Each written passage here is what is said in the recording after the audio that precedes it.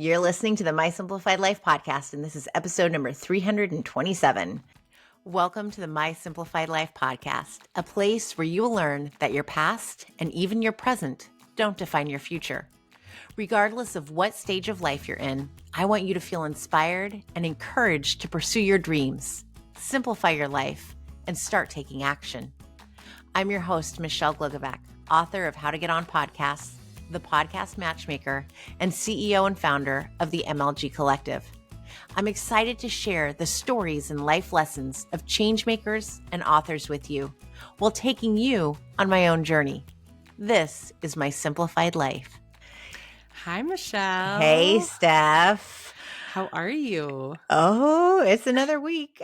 Another week. It's summer vacation. It is, yeah. Yes. How's that going?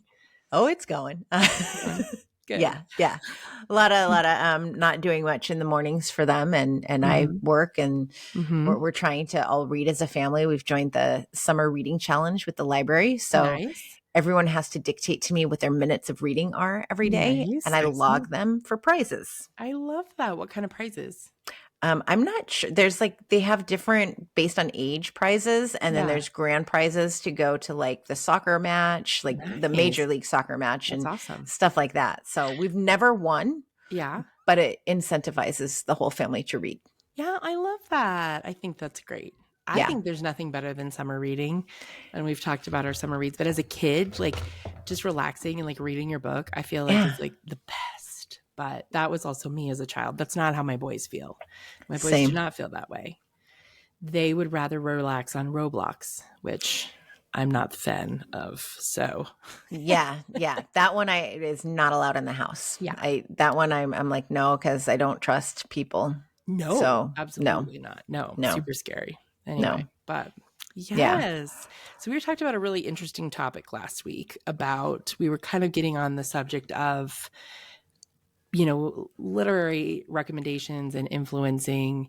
And my question for you is, how do you know to trust a book influencer or a literary influencer? Because there's so many now, right? I mean, it's a very oversaturated arena. I remember back in the day, I wasn't even one of the very first bookstagrammers. I came in 2018. So there had been some there for a little bit, but Bookstagram was just starting to get the ball rolling and getting going. And now there's so many, and we've got Book Talk and BookTube and people all over every actor, everybody has a book club. So how do you trust people's book recommendations? What makes a trustworthy literary influencer in your mind? Well, I think going back to last week, reading the book, that would be first and foremost. But, how do you tell that they're reading the book? And I think that can oftentimes take time. But then you have influencers who might slip up and say, I don't read the book. Yeah. Or there's so many books that you're like, that's not humanly possible to read that many books. And then that's when the light bulbs for me start going on. I think also when someone is recommending the book and they either just read the back cover to you as their recommendation, and there's no commentary with it, or they just show you the cover and it's just fluff then. That's why even when I do my videos of books on my desk or books on the fire, and I need to start doing books by the pool because it's now summertime. Yes. But even when I do that, I've already looked into the book, and I say, these are not books that I have read. These are literally the books that have come to my doorstep, right? That I have on my desk. I have yet to read them, but this is what they're about. Right. And I've done at least that much homework, and I'm not just reading the back cover. So I think providing substance around it, and then you can also tell. I think also, and we didn't even talk about this last week because we're just talking about recommendations and whatnot, but these influencers who leave reviews on Goodreads and they haven't read the book. Oh, yeah. That's not okay. Not okay. Because now everyone and their mother can be an influencer. Let's Oh be yeah. honest. Oh Yeah. yeah. If you're, I mean, I don't even call myself a content creator. And Mm-hmm. yet on the political side, I'm part of these groups of, well, you're a content creator. I'm Mm-hmm. like, wait, what? Oh, I guess I Yeah. do create content. I do. Yeah. But to me, that's almost like a different level job. Right. That would be my job. And I guess to a certain extent, it is my job. Mm-hmm. And I need to recognize what the hell I do these Yeah. days. Yeah. But to be called a content creator, Mm-hmm. an influencer, I love the term Spotify coined last year of podfluencers. And Yes. I'm like, There you yeah, go. that's what I am. I influence through my podcast. Yes, you do. Yeah. Um, but I think that recognizing how people are showing up in all of this, Mm-hmm. that's what truly makes an influencer. Agreed. Agreed. Well, and I mean, I think at the end of the day, it boils down, like you said, influencing is the new career, right? Like everybody wants to be an influencer, and it can be very lucrative and it can be very addicting because even if you're not making money off of it, if you're getting followers or, a lot of recognition, or you're getting invited to different events, different things like that, it makes you feel like you have a voice in the world. And it, on the one hand, is really powerful that so many people are able to have voices that wouldn't have been heard before. On the other hand, anybody could share anything, right? And so Mm-hmm. I think it boils down to we've talked about this even the beginning of, when we were first recording, that hold 1 second. Yes, honey, I don't really. Okay. I think, going back to what we had talked about previously, which was, just having the wisdom to sort through the people you are letting speak into your life. And I think that applies to every single element. It applies to the political leaders you're electing. It applies to the teachers of your kid's school. It applies to your religious leaders. It applies to the people you decide to be in a relationship with. It applies to everybody, including those you allow speak into your life from an influencing perspective. And I think, anyone who's online today, and it's very hard to find anyone who's not, we are getting bombarded with messages, right? And they're either positive or negative. It's like food, right? Like, well, we talk about food, there's not bad food, but it gives you different things. It does different things for you, correct?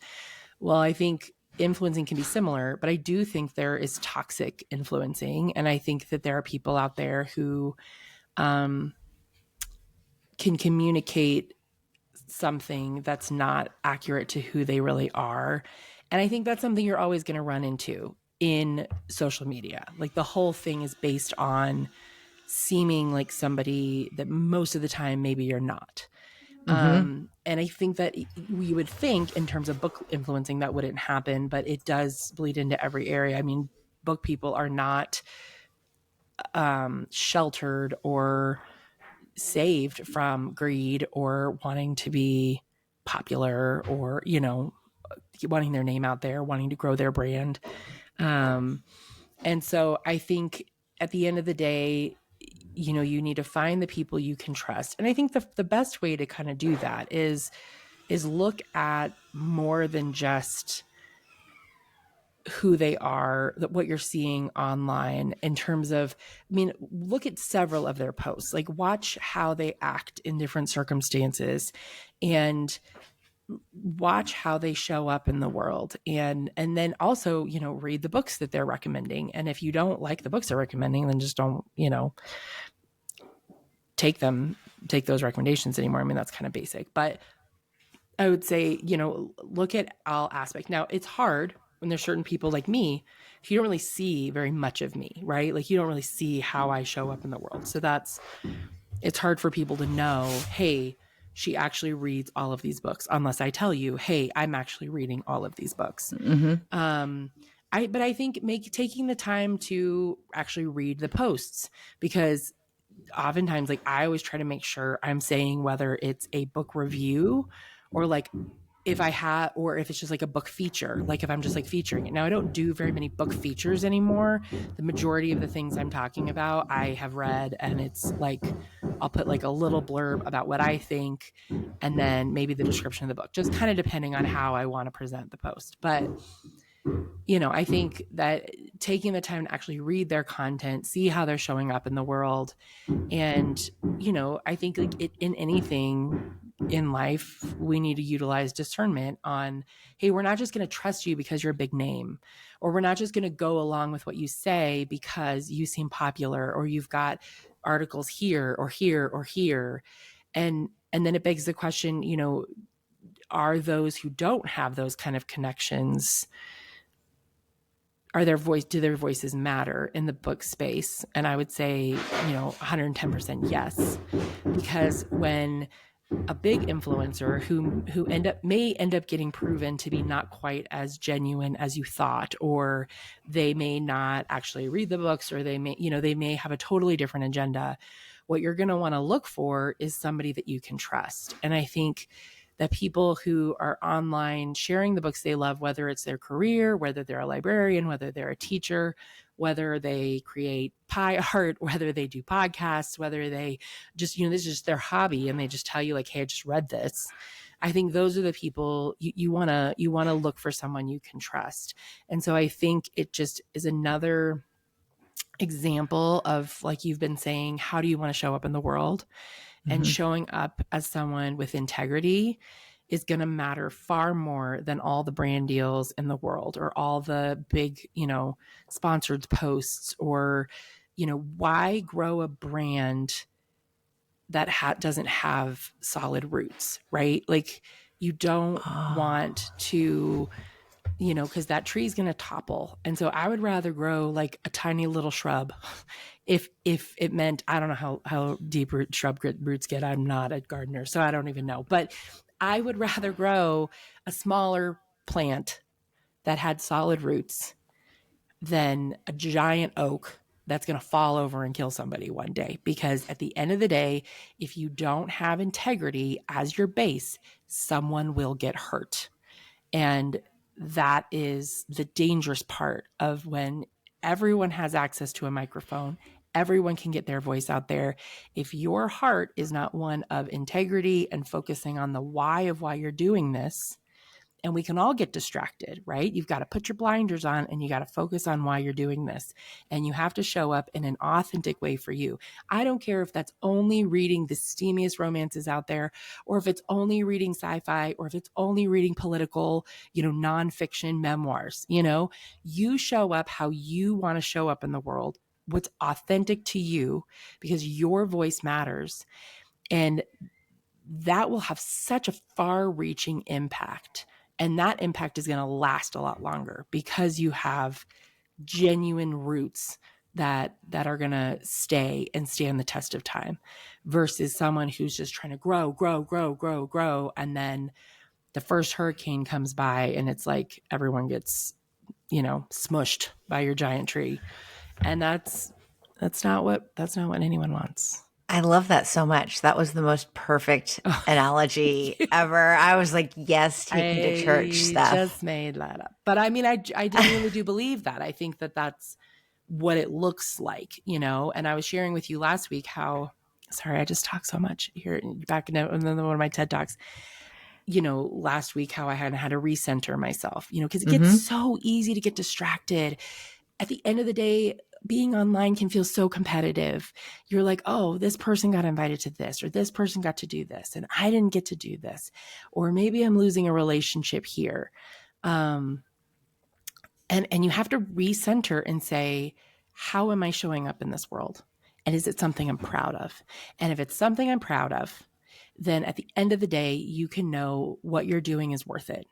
And it doesn't matter. Maybe you only reach 3 or 4 people, but maybe those 3 or 4 people go on to reach 100,000 people. You don't know how it's going to spread and how those ripples are going to be. I would be devastated if the ripples effect I made in this world, even if it had the most prestige and influence. I mean, I don't care if I'm on like Oprah's private yacht. If who I am sucks or isn't authentic, it's all a waste. It's all a loss, you know? And so I think that's a warning for anybody out there. I mean, you and I have been doing this for years.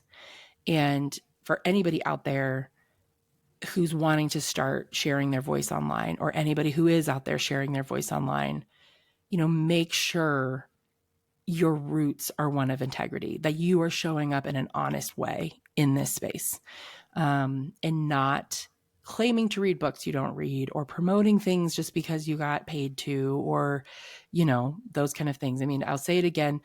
We say it almost all the time. You and I both have professional careers in helping authors promote their books. However, we do not get paid for our opinions or our reviews.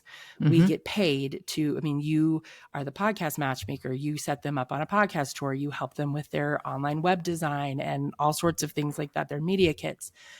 I create pie art, and that's what they pay us for.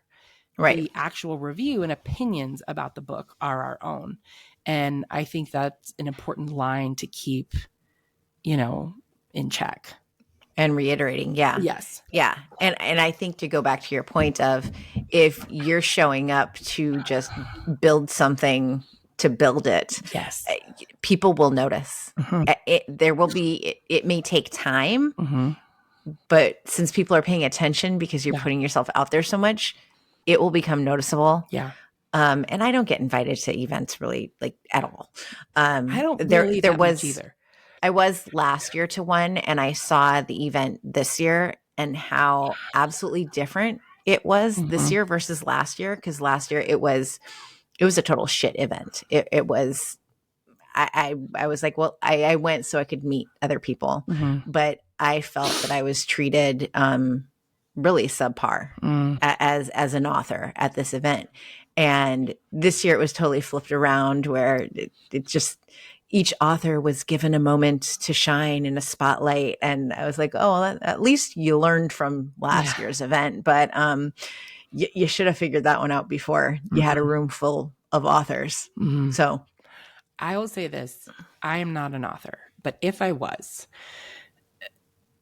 there would be nothing more insulting to me. I mean, not nothing more insulting, but one of the most insulting things would be you acting like you cared about what I wrote and then realizing that I am just a name that is filtered in the cog of brand deals and, you know, success.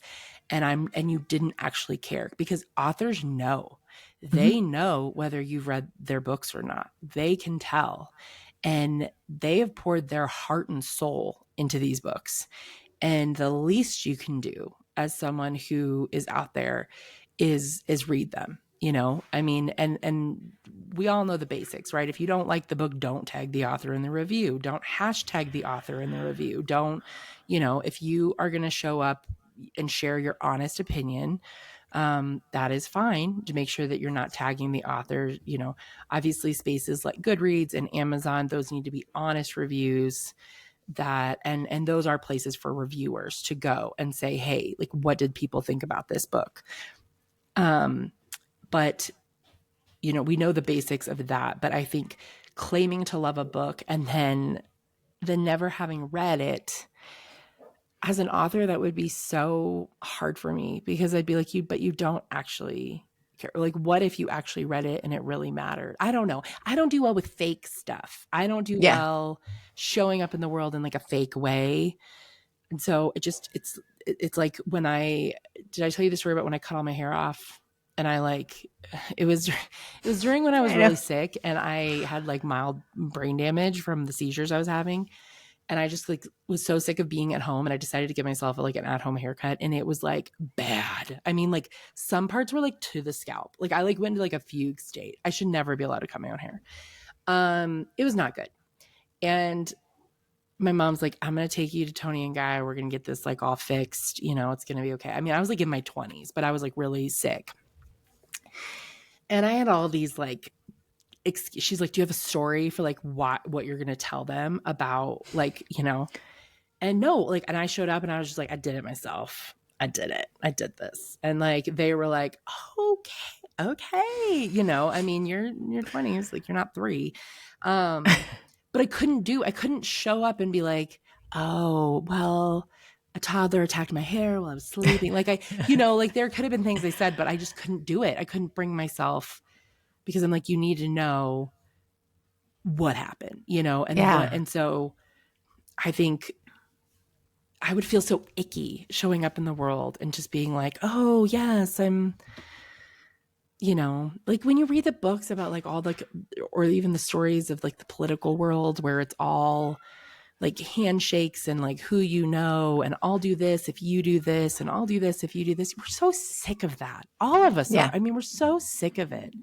We just want honest people doing what's right. And I think that applies to all levels, especially book influencing, because books change the world. Like they change the world. They change the way you think. I was a conservative Republican voter before I started reading all the time. Now I'm technically a registered independent, but I vote blue because I read too many books. It changed my mind. It changed who I am. And that is the point of reading, because you learn more about other people. You learn about their experiences. You develop empathy for other people. It opens your eyes up to how the world works. And so books they're not something to take lightly. They matter. They matter in this world, and they shape culture, and they shape, how we function as humans. And I think that, so taking that seriously, even if it is a romance, being honest with what you think matters, And you can tell the people who read. Yes. You can tell. You can tell in the way they talk. You can tell in the way they relate to others in the world. You can tell who reads books and who can't decipher how to spell the right form of your. Yes. You can. You just can. You can tell. Yeah. Yeah. And so I think that you're absolutely right that they do change the world. They allow us to live in a time and a space that we otherwise wouldn't normally. You can live in a very tiny, small town where you don't know anyone that looks different than you, but you can pick up a book and suddenly know their entire life story. Yeah. And now you can understand who they are, why they are the way they are, what they've been through, all of these other things. And so, you can have an eye-opening experience to actually see the world through books. Absolutely. Without ever having to leave your home, your tiny, small city, whatever it is. Books give you that opportunity. They do. And they can make you feel seen when you don't feel seen. And they can, they can give you hope when you're losing hope. And they are very, very powerful. And so I think, and it's absolutely okay to only read 3 books a year, or to not love every book you read, or to put books down, all of that, it's all about just showing up in an honest way. Now, I choose personally to not list negative reviews on my page. Part of that is because every time I post a book, I make a pie for it. I am not going to spend 6 to 8 hours creating a pie for a book that I didn't like. Like, I'm not going to do that. Yeah. And, the other issue is because I struggled with this for a long time, because sometimes, it's like, to be accepted in like the literary world, like you want to seem like just like this discerning reader and like, oh, I liked that, but I felt like it was too highbrow, or I don't know, you just want to like feel like you're this person who can curate really well. But it's like, that's not everybody's position in the world. And that's not not everybody needs to be doing that. And then I quickly realized, you know what, I don't want to be that in this space. And it's okay if you are, that's great. But I don't want to knock in a public space someone's hard work. And so there are tons of books I have loved that I have not talked about on my page, which is a constant stressor for me. So don't assume if I haven't talked about it that I hated it, because there's tons I've loved. But there are some I haven't loved and I haven't liked. There have been commissions I've had to cancel because I'm like, this just isn't going to work for me. And all sorts of different things like that. And that is how I'm choosing to show up in the world. But it doesn't matter how you want to do it, as long as you're being respectful towards other people and you're being, I think, honest. I think that's what matters most. So I would say for people who are out there and they're wondering if their work matters, they're out there promoting books, that maybe not a lot of people are reading, or they're out there, or you're an author who wrote a really good book that not everybody's seeing yet. Don't give up being exactly who you are. Don't give up just fighting that fight of integrity and showing up in your space in an authentic way, because you just have no idea what eventually will happen.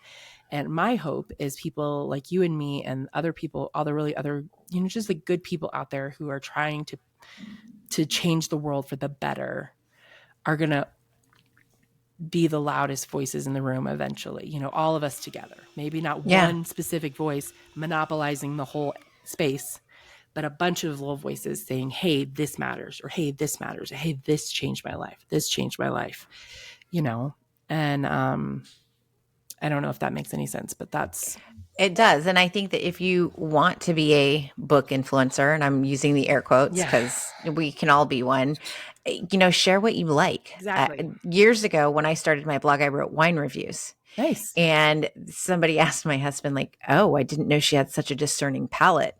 And he goes, well, no, she writes what she likes. Yeah. Like it's pretty simple. Yeah. You don't have to, oh, this is this genre and this is this. Yeah. Say, no, I read this book and I really liked it. Yeah. And this is why I liked it. Exactly. Period. I drank this wine and I really enjoyed it because it wasn't too sweet. It was, crisp. It was this, whatever. Yeah. That's all it has to be. Is to say, I tried it and I liked it. And here's some reasons why I liked it. Yeah. And it's truly that simple. And I think that's also how we discern a true influencer from a fake one, is that they can actually tell you parts that they liked. Yes. They can give you exact details, examples, like with Annabelle Monahan's newest book. Yeah. I wrote to her and I go, is the guy's name really Finn Finnegan? Did you really name him Finn Finnegan? She's like, yes, that was it. I'm like, okay. Because that's really funny. And his parents really messed up. But that I read it to get to that point. Exactly. Absolutely. So, that's how you can tell the fake from the real, is they're not just going to give you a recommendation. You're going to get an opinion with it too. Yeah. And hopefully with some examples to back up the why behind it. Absolutely. So let's pay attention to those people. Let's give them some props for doing their homework and not just waving a good, pretty... Sorry. Waving a pretty cover in front of the camera for people to see. Yeah, exactly. I think, and at the end of the day, I have such an issue. I get everybody wants to be successful, right? Like you and I aren't going to say no to a beach house, right? Like we're not going to everybody would love to be successful in what they do. And everybody wants to do well. And no one's going to be like, oh, I don't think I want to make more money. Everybody has that drive. But again, the roots of that need to be integrity, because you could build a huge brand. And if, say you're building a huge brand based on recommending books, but you don't read those books yourself, or you don't actually care about who's reading those books or actually taking the time to read those books, what's the point? What's the point? I mean, I get that you're cashing in on something that is currently quite popular. The book world is having its moment in a lot of big ways, but why? Why show up in that space in such an inauthentic way? I think that I would have a hard time sleeping at night in my beach house. I would have a hard time with that. Not everybody would, but I think, pay attention to quality and not just quantity. And like you said, what people are actually saying about the books and how they're showing up in the world. And I think I think we have to do that with everybody who is speaking into our lives in some way, filtering those voices out that are like, nah, this isn't positive for me. This isn't helpful for me.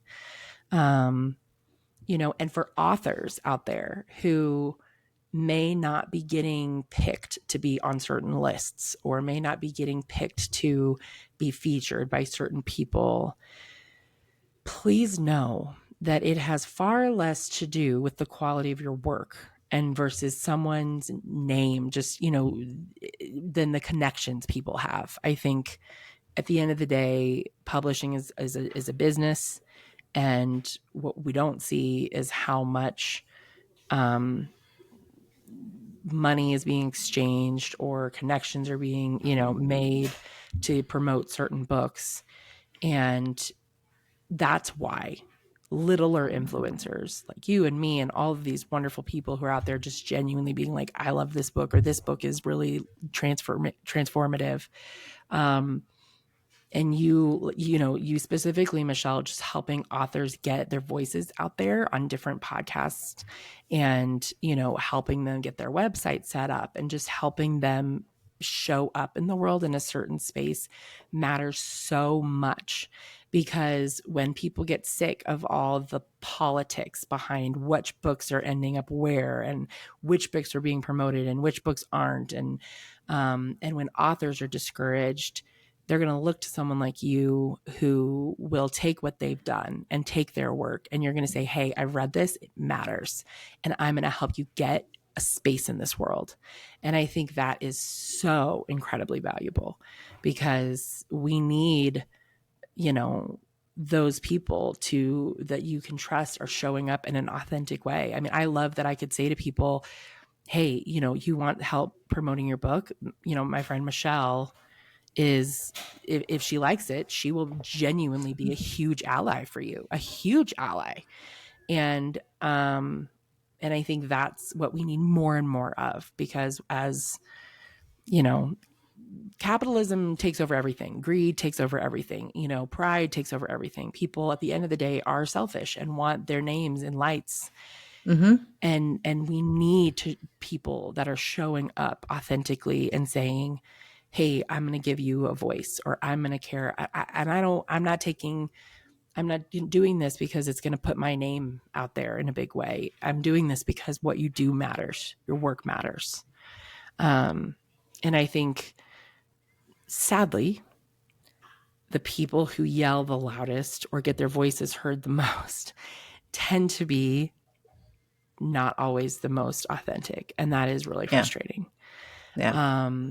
Or tend to be of a certain profile of type of person, And so I'm proud to be able to work alongside you and just to know what you're doing to help give voice to the voiceless and to promote authors of color and to promote, political books and to promote beach reads that you love. And you're doing it from the genuine parts of your soul. And I think that's really, really powerful. Thank you. Yeah. I feel the same way about you. Oh, look at us in our love fest. Our love fest. Two things, you'll always get from me and Michelle. It's either going to be a TED Talk or a love fest. And it'll be both, most likely. Maybe both. Exactly. Especially since I'm married to a TED. So it's like a love TED. I did not even think about that. Yeah. Oh my gosh. All right. Until our next week's rant. Well, it'll be more about the literary world. You just wait and see, everybody. Exactly. But don't give up hope. There's a lot of good. And Michelle is one of the good. And I'm grateful for you. Oh, I'm grateful for you. Thanks, Steph. Yeah. All right. Talk to you